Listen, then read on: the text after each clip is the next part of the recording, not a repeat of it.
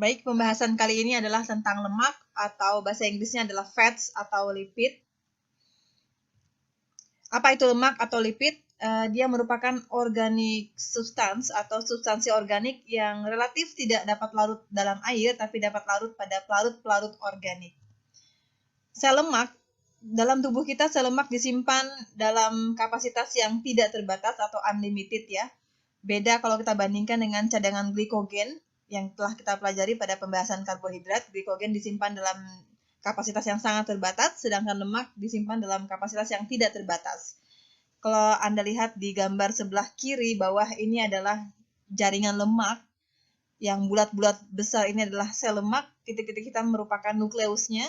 Jadi lemak ini bergerinjil ya dalam jaringan lemak, dan dia bahkan bisa menempati space yang kecil sehingga bisa muat sangat banyak. Kalau dilihat gambar yang sebelah kanan, ini adalah gambaran lemak, bagaimana lemak mengisi suatu ruang atau rongga dalam perut atau bagian abdominal. Akan sangat berbahaya kalau terjadi penumpukan lemak yang banyak dalam bagian perut. Nah, di posisi lemak atau penumpukan lemak pada tubuh seseorang berbeda-beda. Umumnya untuk perempuan biasanya terdeposisi pada bagian paha, bagian pinggul, lower abs, sedangkan untuk bagian laki-laki biasanya terdeposisi pada bagian perut atau abdominal atau visceral. Manfaat lemak dalam tubuh tentunya banyak sebagai energy stores, padding, insulation, membran sel, raw materials untuk hormon dan lain-lain, nanti kita bahas. Manfaat untuk lemak untuk makanan juga banyak sekali, essential nutrient, energy, carriers, taste and smell, satiety, and texture. Manfaat lemak pada tubuh kita yang pertama adalah dia sebagai body shift storage atau penyimpanan utama, ya, simpanan energi utama untuk energi tubuh. Beda dengan karbohidrat, glikogen, dia bukan merupakan simpanan utama. Kenapa? Karena glikogen itu cepat habis karena simpanannya sangat sedikit. Sedangkan lemak ini dapat disimpan dalam waktu yang lama untuk menyediakan energi dalam waktu yang lama. Dikatakan lemak merupakan valuable survival mechanism, ya, merupakan cara pertahanan tubuh atau daya tahan hidup untuk bertahan hidup yang sangat berharga untuk orang, baik dalam keadaan kenyang maupun dalam keadaan lapar. Contohnya dalam keadaan berpuasa dari subuh sampai maghrib tidak makan apa-apa, maka cadangan lemak yang ada pada orang tersebut maka bisa memberikan energi pada untuk melakukan kegiatan sehari-hari, ya. Sedangkan fungsi lemak yang kedua adalah untuk sebagai provide most of energy need, untuk melakukan banyak pekerjaan-pekerjaan tubuh. Diketahui sebelumnya bahwa pekerjaan tubuh yang intensitasnya rendah sampai sedang adalah sebagian besar bersumber dari pembakaran lemak. Ya, kita menyapu, mengepel, belajar dan lain-lain, hal-hal yang sifatnya tidak terlalu berat itu banyak disuplai energinya oleh lemak. Dibandingkan dengan glukos dalam bentuk simpanannya yaitu glikogen, glikogen bukan merupakan simpanan energi yang paling besar dalam tubuh ya. Lemak memang merupakan yang paling banyak disimpan. Kenapa? Karena glycogen stores itu a large amount of water. Penyimpanan glikogen biasanya sambil juga menarik air, sehingga glikogen itu sifatnya heavy and bulky, berat dan besar, sehingga tidak dapat disimpan dalam jumlah yang besar dalam tubuh kita. Beda dengan lemak, di mana lemak ini kan fat packed tightly together without water ya, dia disimpan tanpa air sehingga bisa lebih compact, lebih mudah disimpan, lebih muat dalam tubuh kita. Ya. Kemudian gram per gram, setiap gramnya ini fat bahkan menyediakan energi lebih dari 2 kali lipat energi yang dihasilkan oleh pembakaran karbohidrat. Kalau teman-teman pernah belajar dulu bioenergetika bahan bakar tentang glycolysis aerobik, untuk glycolysis aerobik saja diperoleh ATP sebanyak 36. Nah, lemak nanti akan menghasilkan lebih dari 2 kali lipatnya. Ya, sehingga menjadikan lemak sebagai efficient storage form of energy.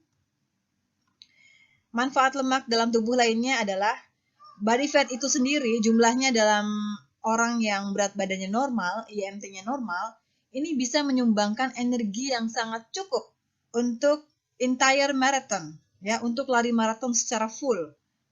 Kalian tahu lari maraton itu sekitar 46 km ya. Kalau orang lari maraton 46 km tanpa asupan apapun, itu larinya masih bisa disuplai oleh energi yang berasal dari lemak. dengan catatan berat badannya normal, ya. Atau lemak tadi juga bisa digunakan untuk melawan penyakit dalam keadaan tidak ada asupan makanan dalam beberapa waktu, ya. Jadi seandainya ada orang sakit, kemudian dia tidak ada asupan makanan apapun dalam beberapa waktu, maka lemak yang ada pada dirinya selama dia berat badannya normal bisa menyuplai energi untuk melawan penyakitnya tadi, ya. Fungsi lain dari lemak untuk tubuh kita tentunya banyak, ya. Ada sebagai shock absorber, ya, pencegah benturan. Karena pads of fat surround vital internal organs, ya. Jadi pads itu lapisan lemak itu mengelilingi organ-organ vital dalam tubuh kita untuk mencegah terjadi benturan. Fungsi lainnya adalah sebagai thermoregulation atau pengatur suhu tubuh, di mana fat pads, ya, lapisan lemak under the skin, lapisan lemak di bawah kulit, ini berfungsi sebagai insulation atau penahan panas tubuh, ya, mencegah kita dari kedinginan di suhu-suhu yang ekstrim. Jadi orang yang kurus itu lebih mudah mengalami kedinginan dibandingkan orang yang lebih berlemak, gitu ya. Kemudian fungsi lemak lainnya adalah penyusun sel membranes atau membran sel. Teman-teman sudah belajar di biologi sel bahwasannya membran sel terdiri dari lipid bilayer, yaitu 2 lapisan lipid, yang dimana lipid itu merupakan penyusun membran sel. Tadi adalah fungsi lemak untuk tubuh, sekarang fungsi lemak untuk makanan. Teman-teman ingat lagi waktu belajar gizi kuliner, tentu banyak menggunakan bahan-bahan yang menggunakan lemak atau minyak sebagai bahan bakunya. The energy density of fats, ya, tingginya densitas energi dari lemak ini membuat makanan-makanan yang tinggi lemak sangat berharga bagi orang-orang tertentu. Contohnya siapa? Hunter or hiker, pemburu atau pendaki gunung yang dia butuh banyak energi dalam jangka panjang untuk menemani mereka beraktivitas sampai dari pagi sampai malam, ya, dalam waktu yang lama, bahkan dalam melawan suhu-suhu yang ekstrim yang terlalu dingin. Tapi sebaliknya, for a person who is not expending much energy in physical work, ya, untuk mereka yang tidak banyak kerja, justru asupan makanan yang tinggi lemak dalam sekali gigitan saja justru malah akan menyumbangkan banyak energi yang berlebihan yang bisa memicu kegemukan. Jadi harus hati-hati dan betul-betul perhatikan apa aktivitas kita sehari-hari dan seberapa banyak kita harus makan lemak. Fungsi lemak lainnya dalam makanan adalah people naturally like high fat foods, ya. Siapa sih yang nggak suka lemak? Semua orang suka gorengan karena rasanya yang gurih. Apalagi lemak sekarang menjadi less expensive, harganya murah, kemudian more available dimanapun tersedia. Kita keluar rumah juga sudah banyak orang yang jual makanan berlemak, sehingga orang pada saat ini banyak sekali makan makanan lemak tanpa terkendali, ya. Selain itu juga fats carry many dissolved compounds, banyak senyawa-senyawa terlarut yang dibawa oleh lemak yang mengandung zat-zat yang bisa meningkatkan aroma dan kelezatan pada makanan. Contohnya butter deh. Kalau kamu masak pakai butter, bikin cookies, roti menggunakan butter, tentu aroma dan tingkat kelezatannya akan berbeda kalau kamu tidak menggunakan lemak, gitu ya. Kemudian fat also lends a tenderness. Lemak juga menyebabkan terjadinya lembut pada makanan, ya.